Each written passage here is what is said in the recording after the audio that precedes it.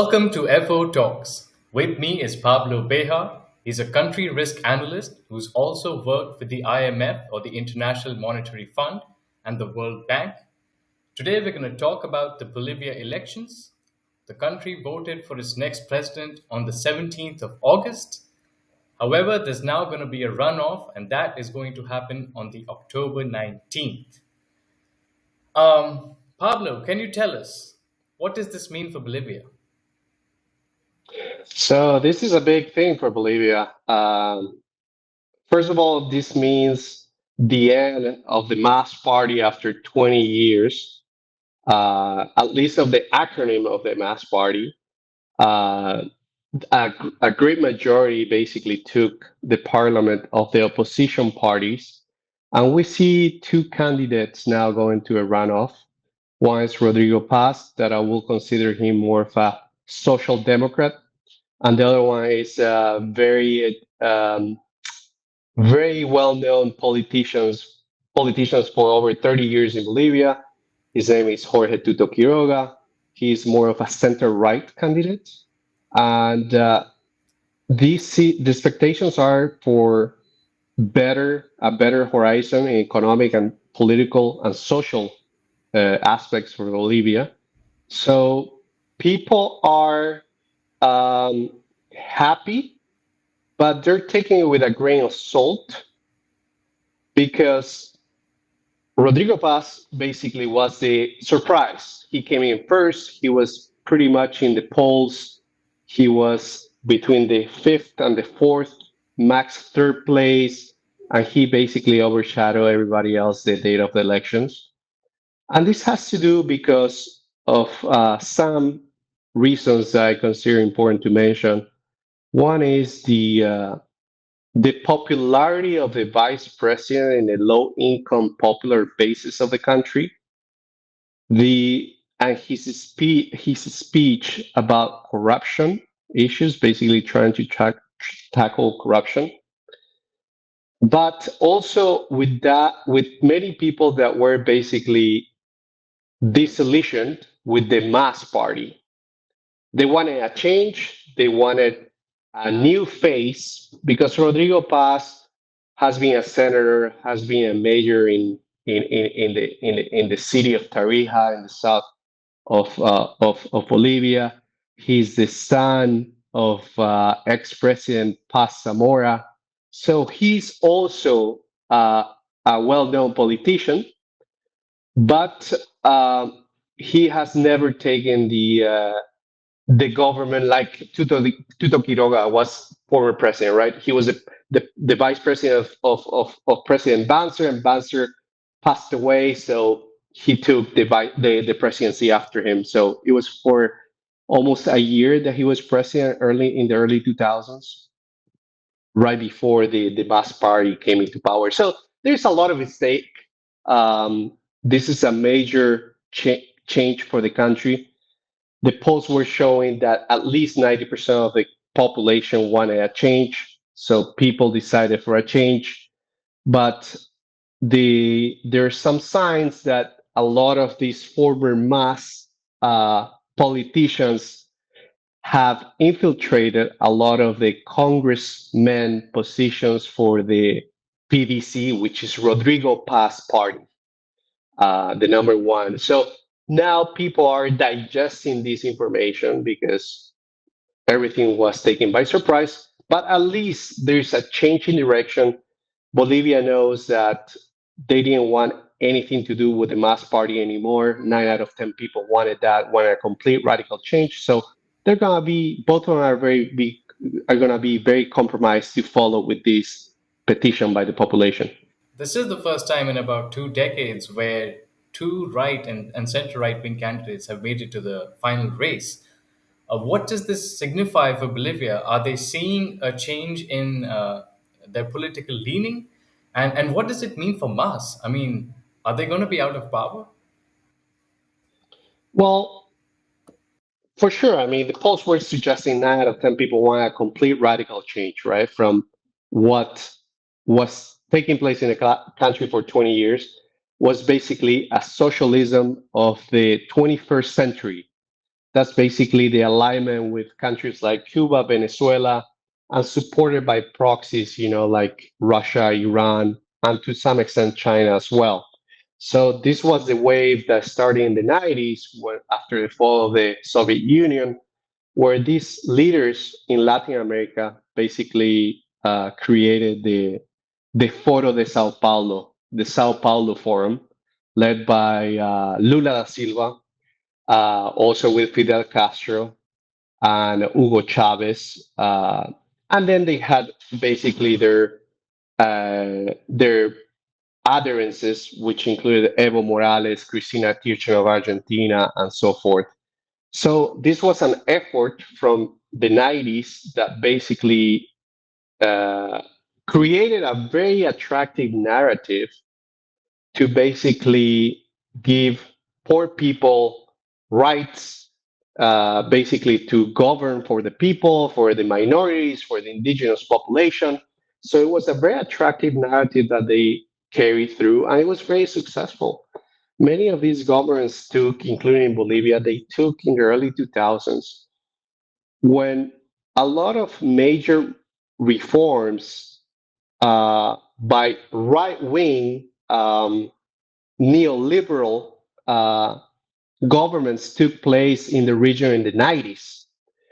Of course, these structural changes that took in the 90s, like trade liberalization, investment in the private sector, take time to bear fruit. So by the time the group of the socialism of the 21st century took place in the late 90s with Venezuela and early 2000s in Bolivia, in Argentina, so forth, and Ecuador, for example, they were able to take advantage of these structural changes that were done by the what they call them despectively neoliberals that made a lot of investment and reforms that were very fruitful in the 2000s when these governments with the mass government took over. For example, they took advantage of two huge markets. They took advantage of all the investment that was done in the gas infrastructure. So basically, they took advantage of high commodity prices, really high production left by the previous government. So they were able to ride this wave very with high popularity. Many people, of course, didn't understand that this was the result also of the work done, mostly, I would say, mostly by the work done by these previous governments, but they were able to materialize these advantages and these opportunities that the previous government left. So they rode 20 years. The commodity boom cycle basically went down. In Bolivia, basically, there was no investment in gas fields any longer. So basically, everything revenues started to dwindle. Reserves were basically drained, and now the country has no gas, no diesel, no gasoline. It has no dollars, so there's a exchange rate parallel that it's very negative for the country right now. So many people are disenchanted with the mass party, and this basically this. So in the vote, you could see that the mass party and their satellites only got about 8% of the vote. Right. So the polls were very, very correct at predicting that about 9 out of 10 people wanted a complete radical change. And I think it goes beyond the economic and fuel crisis. I mean, last year there was a coup attempt in Bolivia, and President Arce, Luis Arce, he basically blamed too many people for it. He said Evo Morales was behind it. He also said that other right wing parties were behind it, and it was just utter chaos. And I'm sure that would have caused the people to look deeper within the system and demand a change. But I've spoken to a few other people who've been watching the election in Bolivia, and they said that the young voter made a big impact this time. What is your understanding? Do you think the youngsters came out in big numbers and probably had a say that the other analysts weren't expecting? Yeah, so certainly the young voting population is very strong. It's about over 50%, almost 50% of the total vote. So it's very important. And not only the young people. So I was, for example, a volunteer in the elections to do control, right? To do electoral control.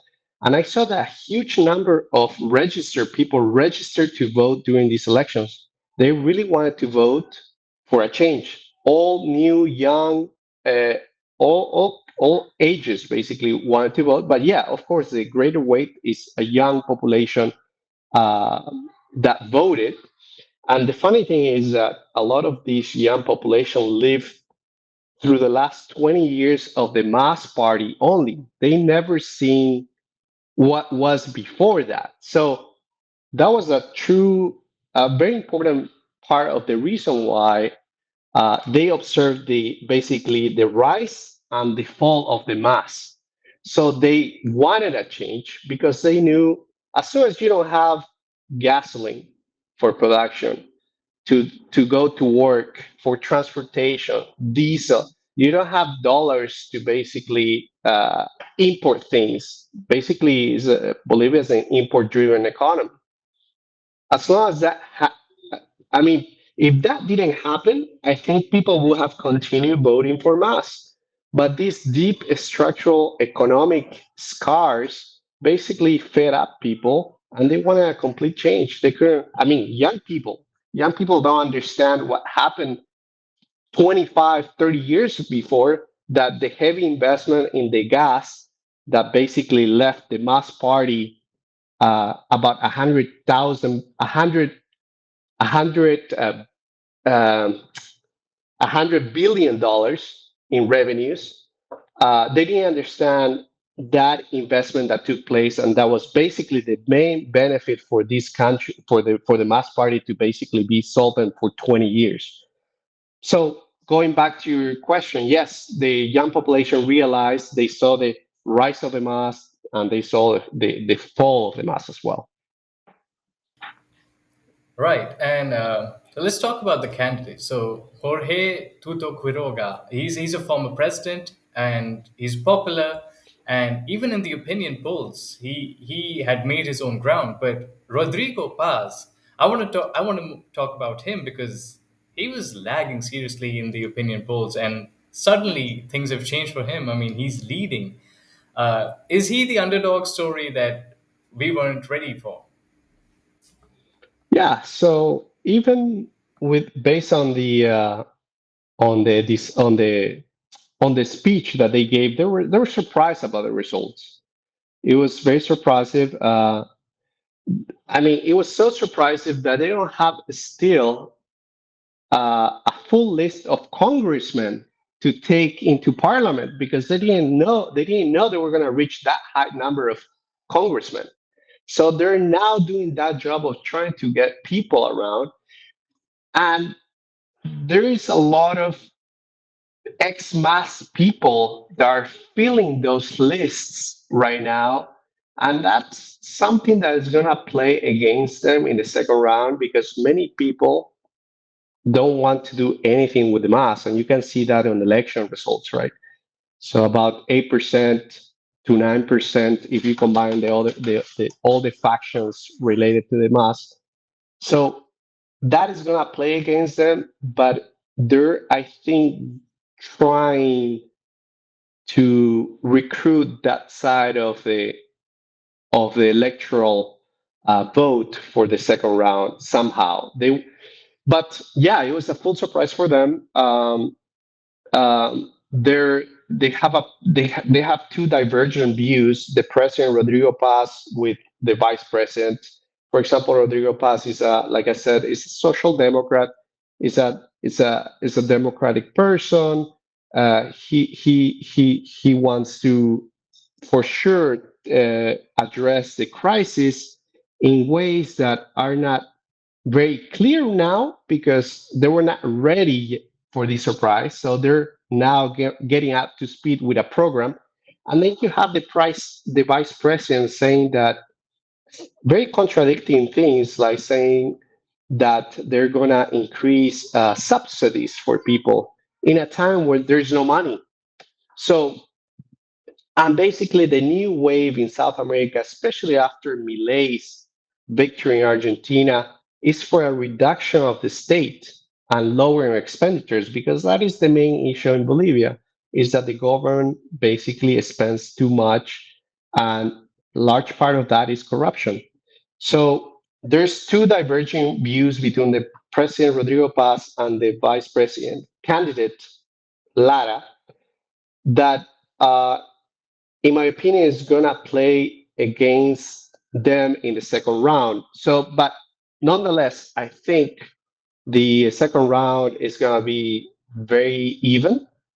It's up in the air still because people want new faces. Tuto Quiroga is the traditional, long-standing politician for over 35 years that many people in the farming community, that basically the countryside people that voted more for Rodrigo Paz, they don't want anything to do with these people, with the traditional politicians. Although Rodrigo Paz is also somewhat traditional, but he was not a very noted figure, let's say it that way. Do you think Tuto Quiroga is going to drive a wedge between Paz and his vice presidential candidate? I mean, if I was him, I would think that's the right thing to do because you've got somebody running up against me, and you've got two contradicting views. Do you think that's going to happen? Yeah, I mean that's happening. I think Tuto Quiroga and Rodrigo Paz have a relatively good relationship. They're both very cordial to each other. They've known each other for a long time. Actually, Rodrigo Paz, father, former President Jaime Paz, elected a young Tuto Quiroga to be his Minister of Finance in the early 90s.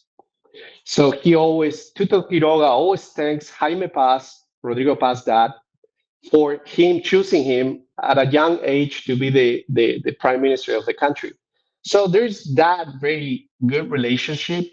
But then the wild card is the vice president, that I think it was a very discoordinated effort by Rodrigo Paz to basically have a vice president running mate to be popular without really digging into his past. Uh, Vice President candidate Lara is basically a former policeman um, that had some corruption issues himself, but he was able to sell the anti-corruption measures very well to very low-income parts of the society here in Bolivia. So Rodrigo Paz, I think, fell for Lara's popularity, and that's why he chose him as a running mate. But I think that's paying him back right now. Pablo, I want to take a larger view before we end this.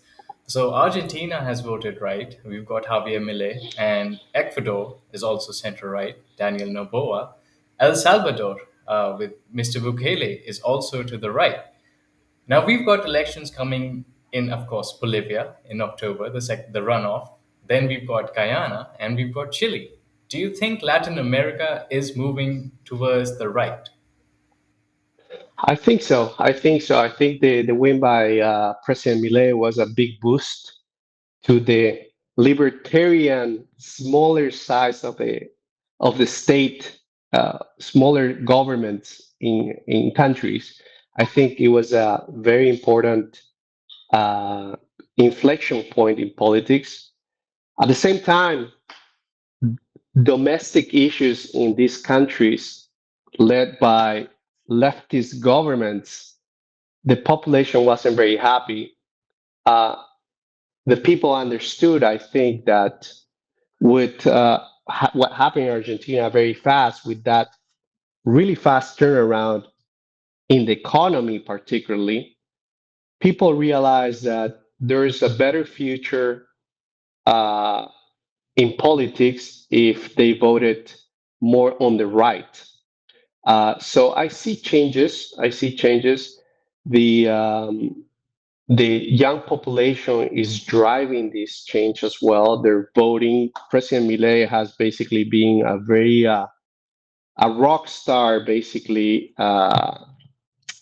has that fame of a rock star for young people, and the policies that he has taken in Argentina has have actually um, gone throughout the world. Basically, even President Trump praises him of his policies, although they're very different. They're very different, right? You might be saying that, yeah, they're both in the right, yeah, but libertarians like Javier Milei, it's a very different side of the political spectrum. So it's something new that people want to try. They have seen some positive effects with Milei, with Noboa in Ecuador, with Bukele, although he has other issues. But they have seen that in terms of policy making, moving to the right could address some of these problems that countries have been dragging on for a long time.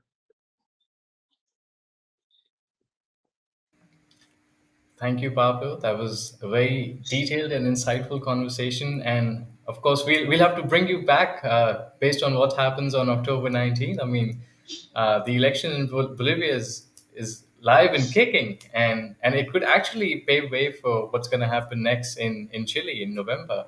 So thank you for giving your time, Pablo. Thank you very much for the invitation. And yes, I'll be happy to join you next time. Join the conversation at Fair Observer and subscribe to our YouTube channel.